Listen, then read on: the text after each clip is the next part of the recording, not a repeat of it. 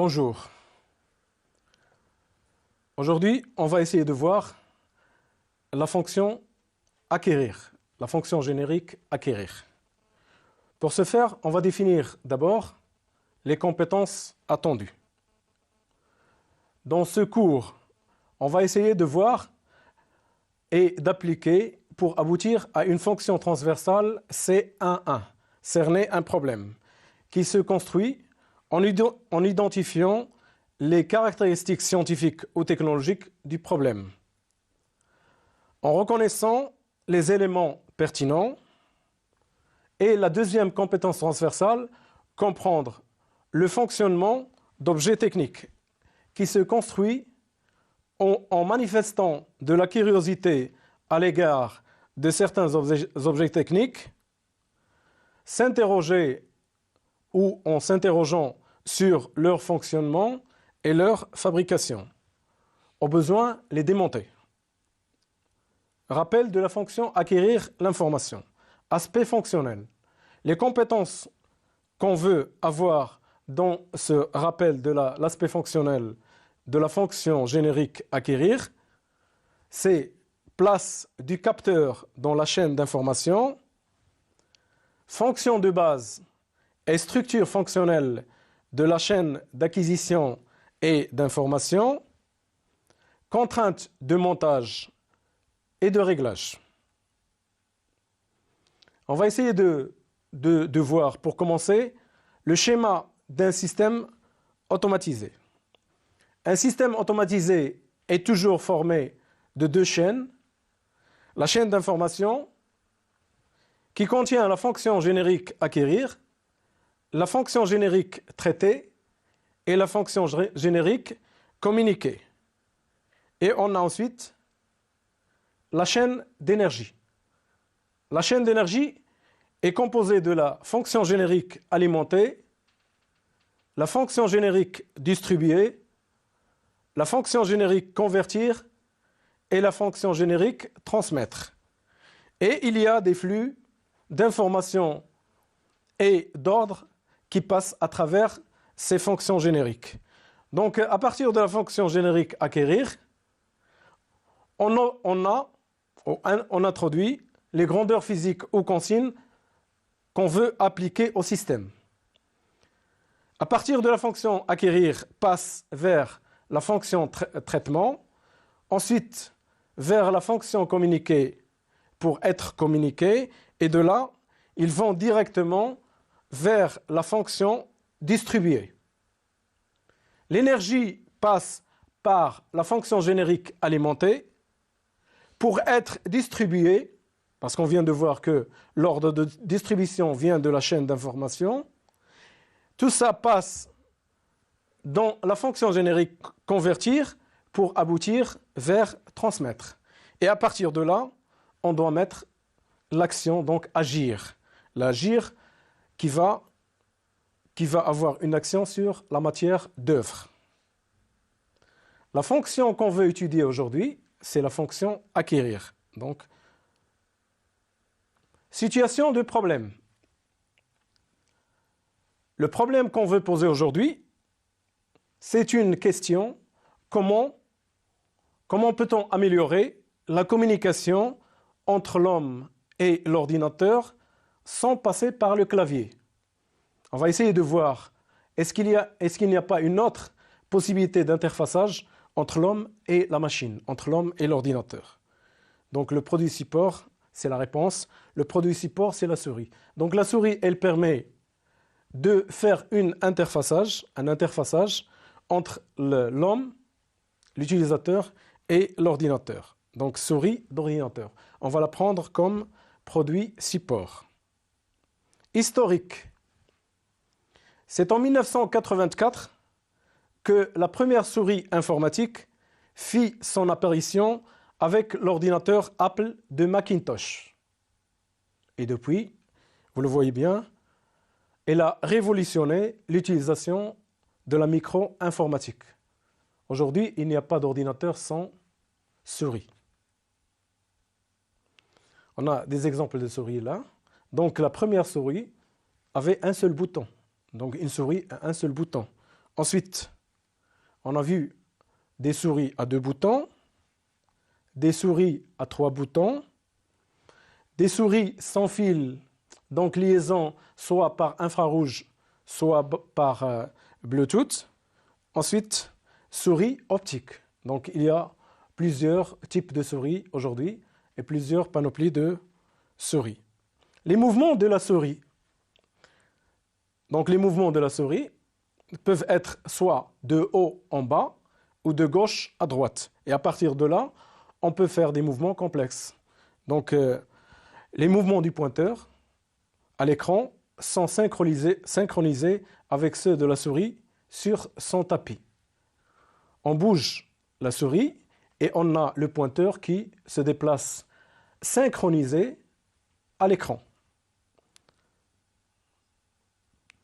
On va essayer de remplir ensemble la bêta-corne de la souris.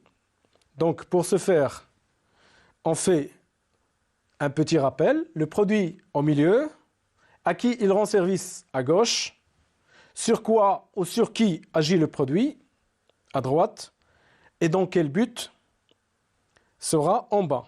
Donc le produit support qu'on va utiliser aujourd'hui, donc c'est la souris d'ordinateur, ça sera au milieu. Ensuite, à qui elle rend service? À l'utilisateur, à l'opérateur, à quelqu'un qui utilise un ordinateur. Sur quoi ou sur qui agit le produit? Donc la souris, quelles sont les actions qu'on met sur une souris?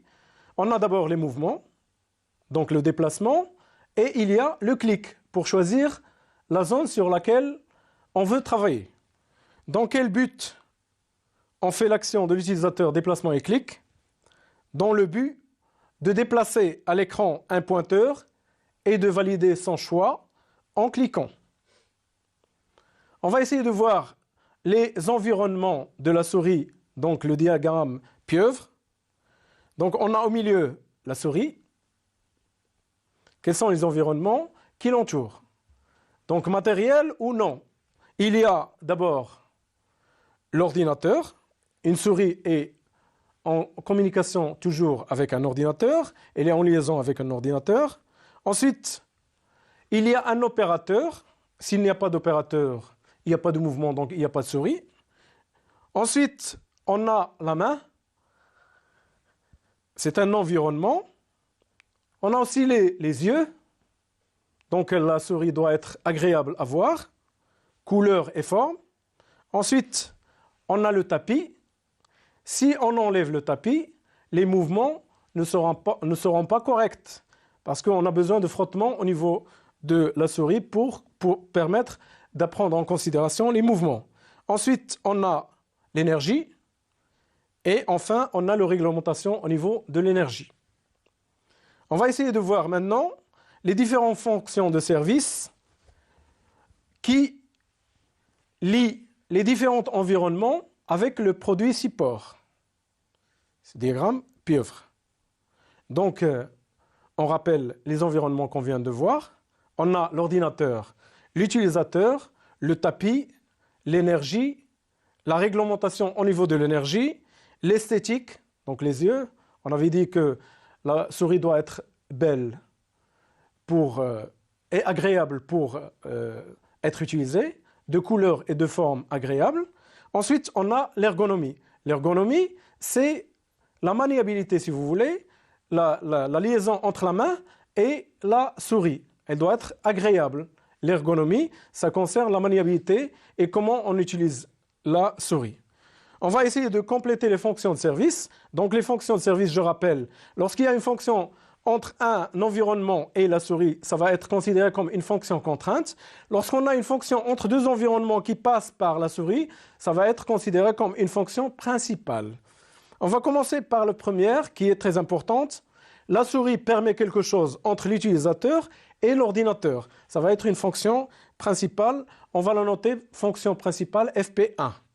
Ensuite, on va la définir. Donc cette fonction-là, FP1, déplacer à l'écran un pointeur. Donc la première fonction, c'est déplacer à l'écran un pointeur.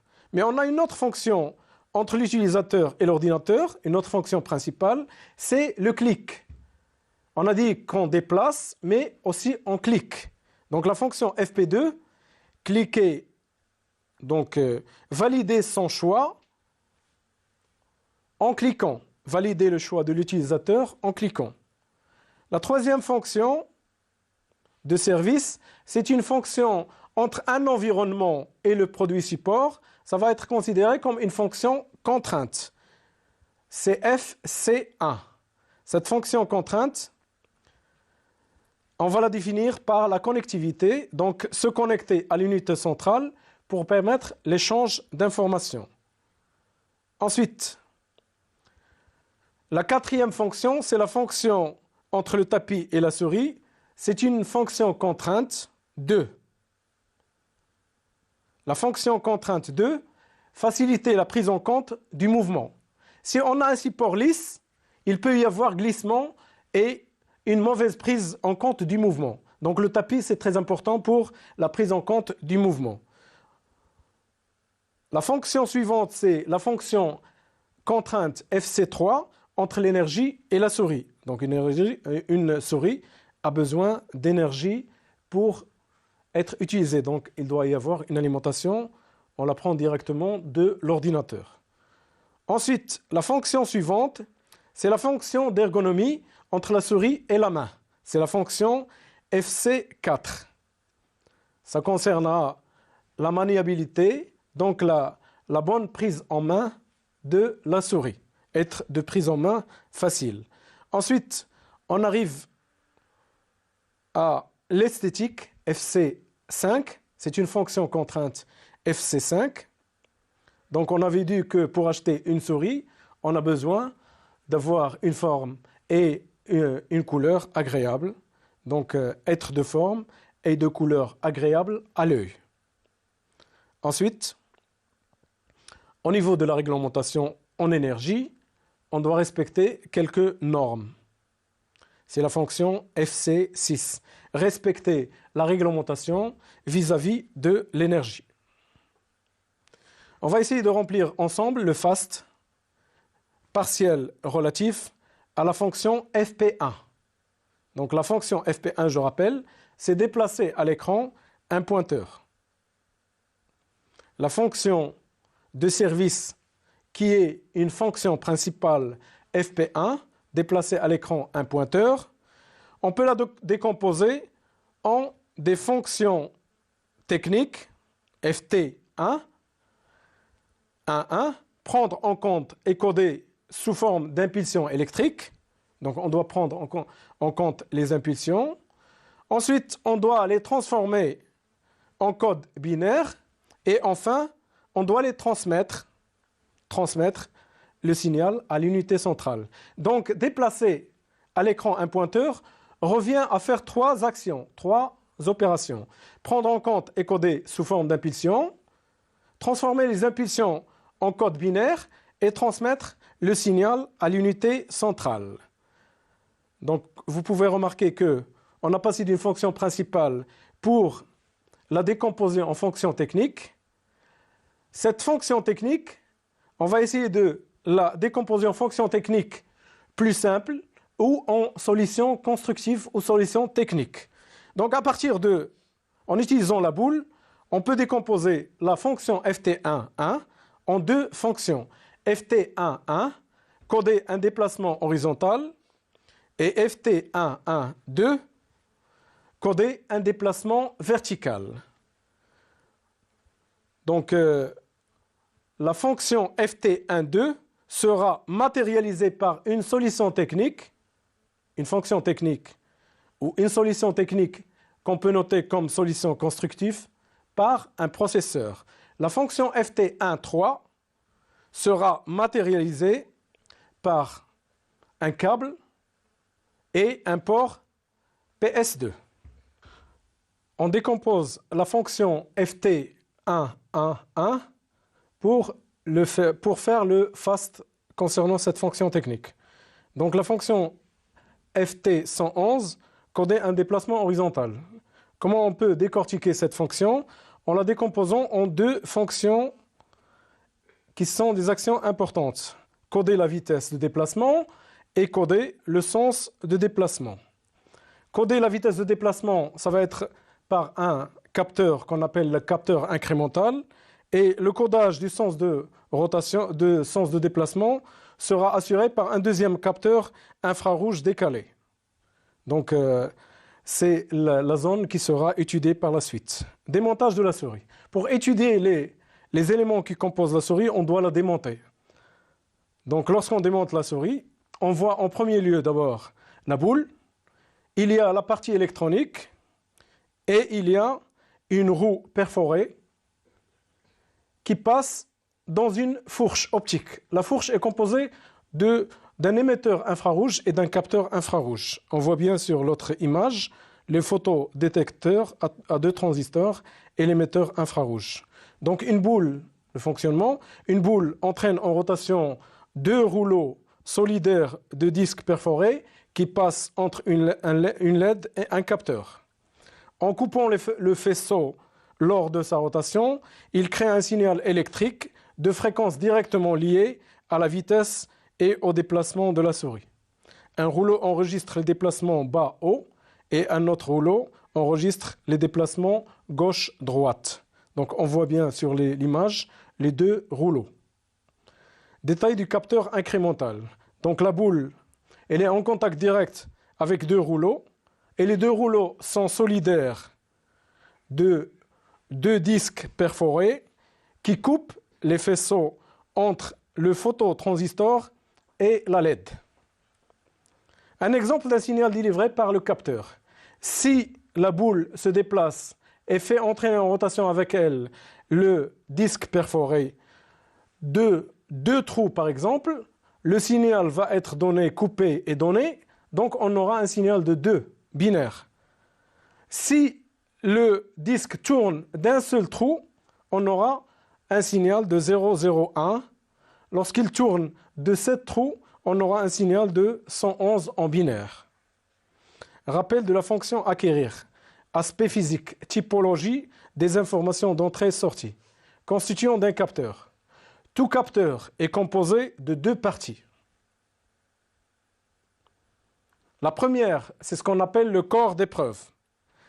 Elle est directement sous l'influence de la grandeur physique à détecter ou à interpréter. Et la deuxième, c'est ce qu'on appelle le détecteur. C'est l'élément sensible du capteur. Il permet la mise en forme et la transmission de l'information vers la fonction traitement. Donc le corps d'épreuve, c'est lui qui va être en contact direct avec la grandeur physique ou la consigne. Les entrées-sorties. Un capteur est composé d'un corps d'épreuve et d'un détecteur. Les entrées et les sorties seront les grandeurs physiques à détecter et les sorties sera un signal électrique. Donc elle est sensible à une grandeur physique qui la traduit par un signal électrique. Les grandeurs physiques peuvent être soit une position, une présence, une vitesse, un débit, une température, une pression, un effort ou une luminosité, et l'allure du signal électrique peut avoir plusieurs formes. Il peut être un signal logique, qu'on appelle tutorien, c'est un signal tore, qui peut prendre 2 valeurs, soit 0, soit 1. Donc le signal peut prendre 2 valeurs 0 ou 1. Il peut être un signal numérique. Donc un signal numérique, c'est une succession de 0 et de 1. Le signal est proportionnel à la grandeur, à la fréquence de la grandeur physique à acquérir, ou bien il peut être un signal analogique. Un signal analogique, c'est un signal proportionnel à la grandeur physique à acquérir. Rappel de la fonction acquérir l'information. Aspect application. On va essayer de compléter le FAST relatif à la fonction FP2. La fonction FP2, on a déjà vu que c'est valider le choix de l'utilisateur en cliquant. Donc, fonction d'usage, valider le choix. Les fonctions techniques seront délivrer un signal électrique qui peut être décomposé en être alimenté en énergie et actionner un contact électrique. Et les solutions constructeurs ou les solutions techniques seront un micro-rupteur qui va assurer la fonction technique être alimenté en énergie ou un bouton clic gauche de la souris donc qui va assurer la fonction actionner un contact électrique. Donc à présent, on vient de finir la séquence. Je vous remercie de votre attention et j'espère que le cours a été pour vous compréhensible et d'un apport nouveau. Je vous remercie et à la prochaine fois, Inch'Allah.